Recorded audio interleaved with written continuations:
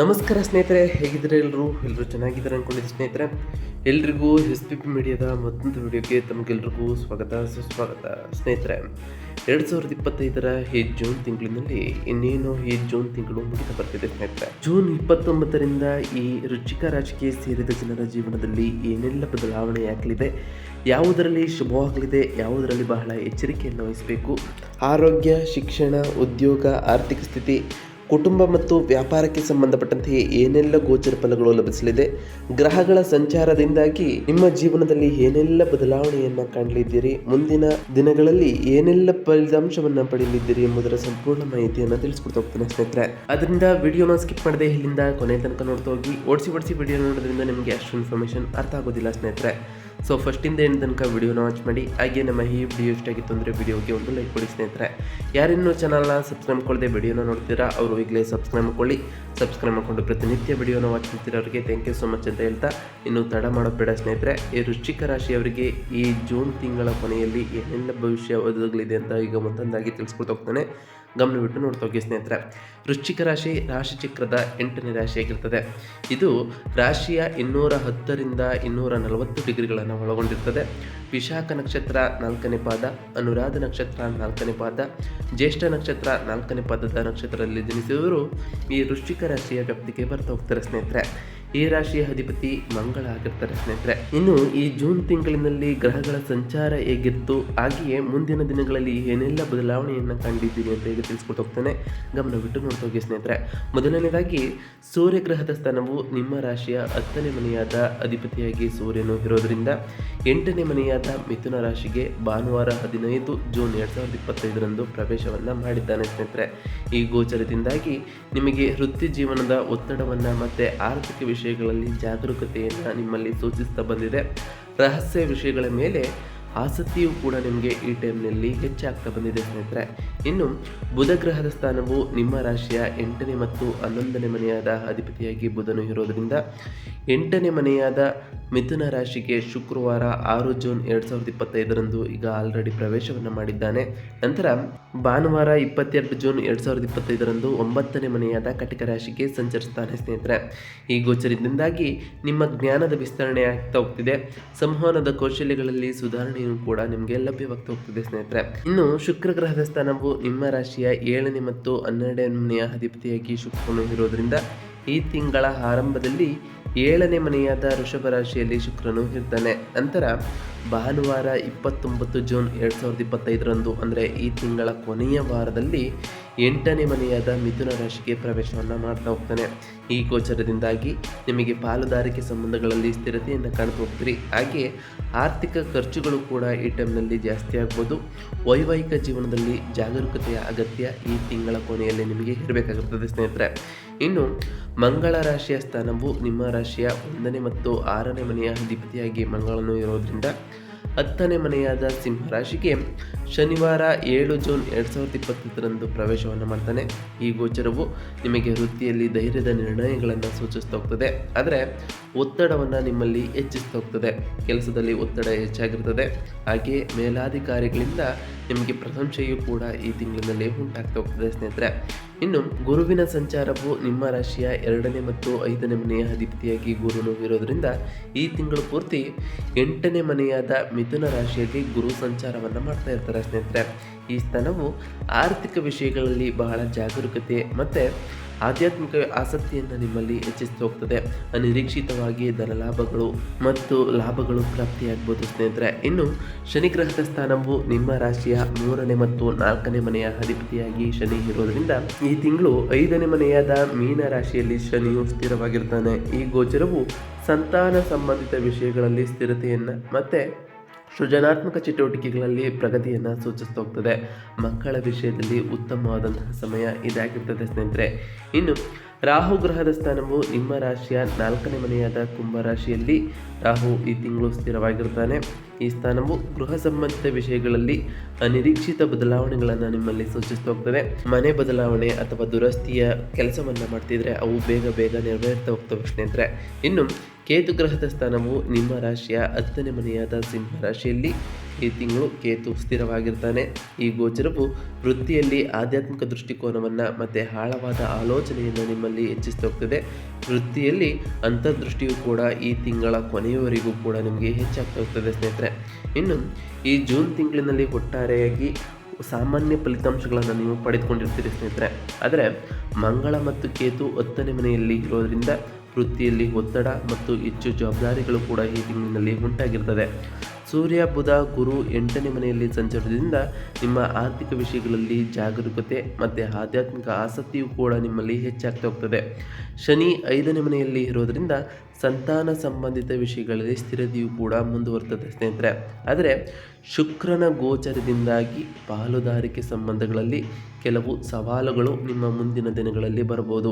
ಈ ತಿಂಗಳು ನಿಮಗೆ ತಾಳ್ಮೆಯಿಂದ ಕೊನೆಯವರೆಗೂ ಇರಬೇಕಾಗಿರ್ತದೆ ಸ್ನೇಹಿತರೆ.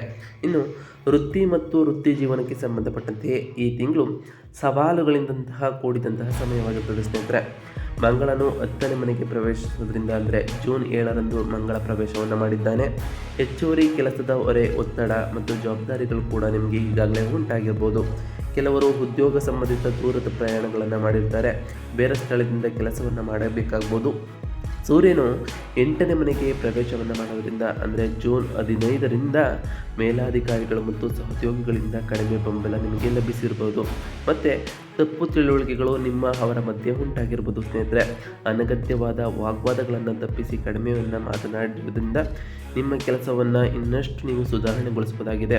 ಬುಧನು 9ನೇ ಮನೆಗೆ ಪ್ರವೇಶವನ್ನು ಮಾಡೋದ್ರಿಂದ ಅಂದರೆ ಜೂನ್ 22ರ ನಂತರ ನಿಮ್ಮ ವೃತ್ತಿ ಜೀವನಕ್ಕೆ ಸಂಬಂಧಪಟ್ಟಂತೆಯೇ ನಿಮ್ಮ ಪ್ರಯಾಣಗಳು ಮತ್ತು ಜ್ಞಾನದ ವಿಸ್ತರಣೆಯ ಅವಕಾಶಗಳು ಕೂಡ ಲಭಿಸ್ತಾ ಹೋಗ್ತದೆ. ಇದರಿಂದ ವೃತ್ತಿಯಲ್ಲಿ ಒಂದಿಷ್ಟು ಸಕಾರಾತ್ಮಕ ಬದಲಾವಣೆಯನ್ನು ಕಾಣ್ತಾ ಹೋಗ್ತದೆ. ಉದ್ಯೋಗ ಬದಲಾವಣೆ ಅಥವಾ ವರ್ಗಾವಣೆಗಾಗಿ ಪ್ರಯತ್ನವನ್ನು ಮಾಡುವಂಥವರಿಗೆ ಮುಂದಿನ ತಿಂಗಳವರೆಗೆ ಕಾಯುವುದು ಶ್ರೇಯಸ್ಕರವಾಗಿರ್ತದೆ. ನಿಮ್ಮ ಶ್ರಮಕ್ಕೆ ತಕ್ಕಂತಹ ಫಲಿತಾಂಶಗಳು ಕೂಡ ಮುಂದಿನ ಈ ತಿಂಗಳಿನಲ್ಲಿ ಸಿಗ್ತಾ ಹೋಗ್ತದೆ ಸ್ನೇಹಿತರೆ. ಆದರೆ ಆ ಕೆಲಸ ವಿಳಂಬ ಆಗುವಂತಹ ಚಾನ್ಸಸ್ ಕೂಡ ಇರಲಿದೆ ಸ್ನೇಹಿತರೆ. ಇನ್ನು ಆರ್ಥಿಕವಾಗಿ ಈ ಜೂನ್ ತಿಂಗಳು ನಿಮಗೆ ಕಠಿಣವಾದಂತಹ ಸಮಯ ಆಗಿತ್ತು ಸ್ನೇಹಿತರೆ. ಗುರು ಮತ್ತು ಸೂರ್ಯರು 8ನೇ ಮನೆಯಲ್ಲಿ ಇರೋದರಿಂದ ಆರೋಗ್ಯದ ಸಮಸ್ಯೆಗಳು, ಗೃಹ ಸಂಬಂಧಿತ ಖರ್ಚುಗಳು ಅಥವಾ ಅನಗತ್ಯ ವಸ್ತುಗಳ ಖರೀದಿಗೆ ನಿಮ್ಮ ಖರ್ಚುಗಳು ಈ ತಿಂಗಳಿನಲ್ಲಿ ಜಾಸ್ತಿ ಆಗಿರ್ಬೋದು.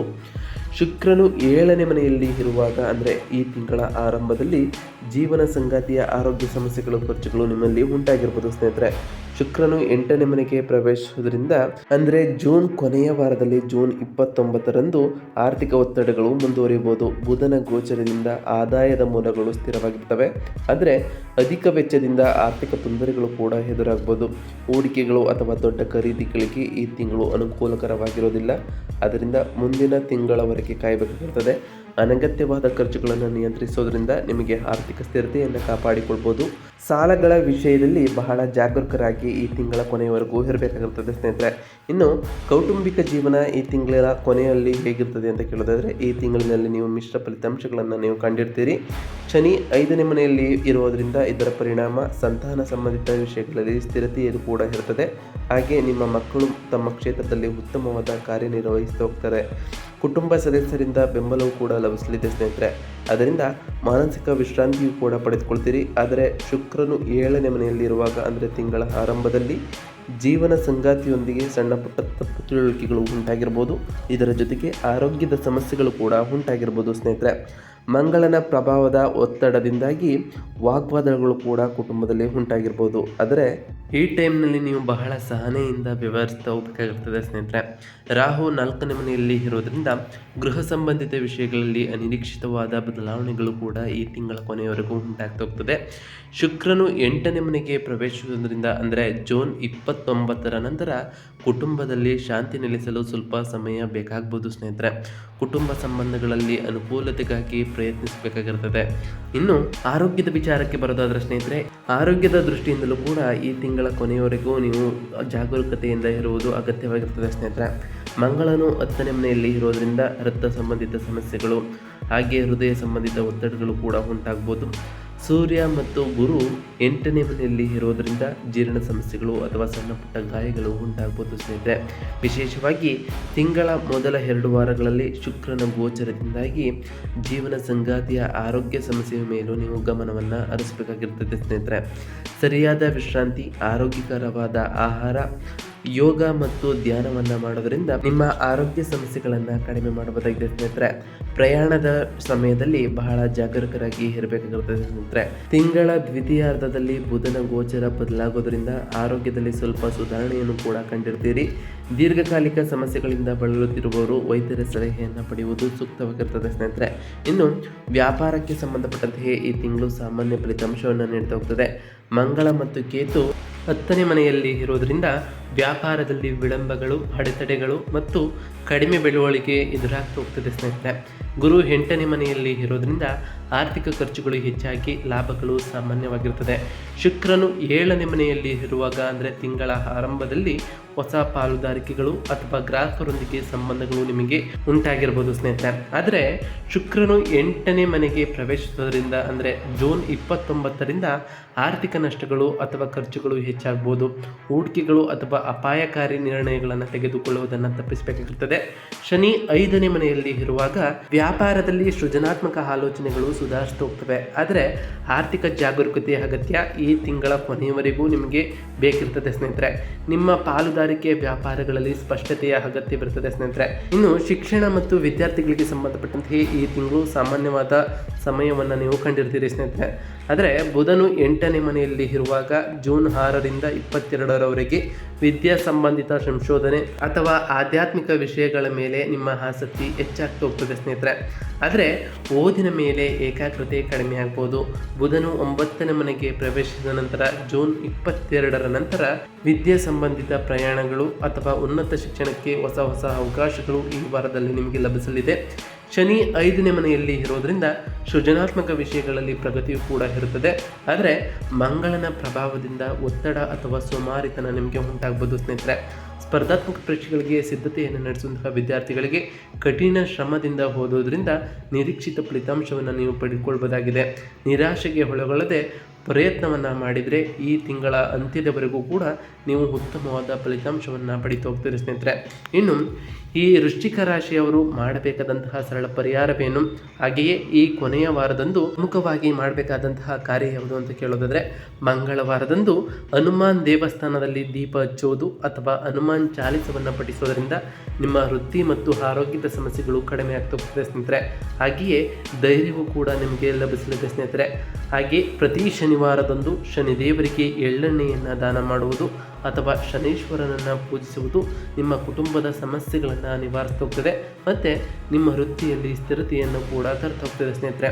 ಹಾಗೆಯೇ ಶುಕ್ರ ಗ್ರಹದ ಸಂಚಾರ ಇರೋದರಿಂದ ಲಕ್ಷ್ಮೀ ದೇವಿಗೆ ಬಿಳಿ ಹೂವುಗಳನ್ನು ಅರ್ಪಿಸೋದ್ರಿಂದ ಈ ಕೊನೆಯ ವಾರದಂದು ಇದನ್ನು ಮಾಡೋದರಿಂದ ಆರ್ಥಿಕ ಸ್ಥಿರತೆ ಹೆಚ್ಚಾಗ್ತಾ ಹೋಗ್ತದೆ ಮತ್ತು ಕುಟುಂಬದಲ್ಲಿ ಸಂತೋಷವೂ ಕೂಡ ನಿಮಗೆ ಉಂಟಾಗ್ತಾ ಹೋಗ್ತದೆ ಸ್ನೇಹಿತರೆ. ಹಾಗೆಯೇ ಗುರುವಾರದಂದು ಓಂ ಗುರುವೇ ನಮಃ ಎಂಬ ಮಂತ್ರವನ್ನು 108 ಬಾರಿ ಜಪಿಸೋದ್ರಿಂದ ಆ ಗುರುದೇವರ ಕೃಪೆಗೆ ನೀವು ಪಾತ್ರರಾಗಬಹುದಾಗಿದೆ ಸ್ನೇಹಿತರೆ. ನಾವು ತಿಳಿಸ್ಕೊಟ್ಟಿರುವಂತಹ ಈ ಎಲ್ಲ ಸರಳ ಪರಿಹಾರಗಳನ್ನು ನೀವು ಅನುಸರಿಸಿದ್ದೆ ಆದರೆ ನಿಮ್ಮ ಜೀವನದಲ್ಲಿ ಸಾಕಷ್ಟು ಬದಲಾವಣೆಯನ್ನು ಕಾಣ್ತಾ ಹೋಗ್ತೀರಿ. ಹಾಗೆಯೇ ನಿಮಗೆ ಈ ಜೂನ್ ತಿಂಗಳಿನಲ್ಲಿ ಉಂಟಾದಂತಹ ಸಮಸ್ಯೆಗಳಿಗೂ ಕೂಡ ಈ ಕೊನೆಯ ವಾರ ಉತ್ತಮವಾದ ಫಲಿತಾಂಶಗಳನ್ನು ಕಾಣಲಿಕ್ಕೆ ಈ ಪರಿಹಾರಗಳು ನಿಮಗೆ ಸಹಾಯವನ್ನು ಮಾಡ್ತಾ ಹೋಗ್ತದೆ ಸ್ನೇಹಿತರೆ. ಇದಾಗಿತ್ತು ಇವತ್ತಿನ ಒಂದು ವಿಡಿಯೋ ಸ್ನೇಹಿತರೆ. ವಿಡಿಯೋ ಇಷ್ಟ ಆಗಿತ್ತು ಅಂದರೆ ವಿಡಿಯೋಗೆ ಒಂದು ಲೈಕ್ ಕೊಡಿ. ಯಾರಿನ್ನೂ ಚಾನಲ್ನ ಸಬ್ಸ್ಕ್ರೈಬ್ ಮಾಡ್ಕೊಂಡಿಲ್ಲ ಅವರು ಈಗಲೇ ಸಬ್ಸ್ಕ್ರೈಬ್ ಮಾಡ್ಕೊಳ್ಳಿ ಸ್ನೇಹಿತರೆ. ಸಬ್ಸ್ಕ್ರೈಬ್ ಮಾಡಿಕೊಂಡು ಪ್ರತಿನಿತ್ಯ ವಿಡಿಯೋನ ವಾಚ್ ಮಾಡ್ತಿರೋರಿಗೆ ಥ್ಯಾಂಕ್ ಯು ಸೋ ಮಚ್ ಅಂತ ಹೇಳ್ತಾ, ಹಾಗೆಯೇ ಕಮೆಂಟ್ನಲ್ಲಿ ಓಂ ಶನೈಶ್ವರಾಯ ನಮಃ ಓಂ ಗುರುವೇ ನಮಃ ಎಂಬ ಮಂತ್ರವನ್ನು ಕಮೆಂಟ್ ಮಾಡಿ ಸ್ನೇಹಿತರೆ. ಆ ಶನಿದೇವರು ಮತ್ತು ಗುರುದೇವರು ನಿಮಗೆ ಆಯುಷ್ಯ ಆರೋಗ್ಯ ಸಮೃದ್ಧಿಯನ್ನು ಕೊಟ್ಟು ಕಾಪಾಡಲಿ, ನಿಮ್ಮೆಲ್ಲರ ಸಕಲ ಕಾರ್ಯಗಳು ಯಶಸ್ಸು ಆಗಲಿ ಅಂತಹ ದೇವರಲ್ಲಿ ಕೇಳ್ಕೊಳ್ತಾ ಇವತ್ತಿನ ಒಂದು ವಿಡಿಯೋನ ಮುಗಿಸ್ತಿದ್ದೀನಿ ಸ್ನೇಹಿತರೆ. ಸಿಗ್ತೀನಿ ಮತ್ತೊಂದು ವಿಡಿಯೋದೊಂದಿಗೆ. Thank you for watching.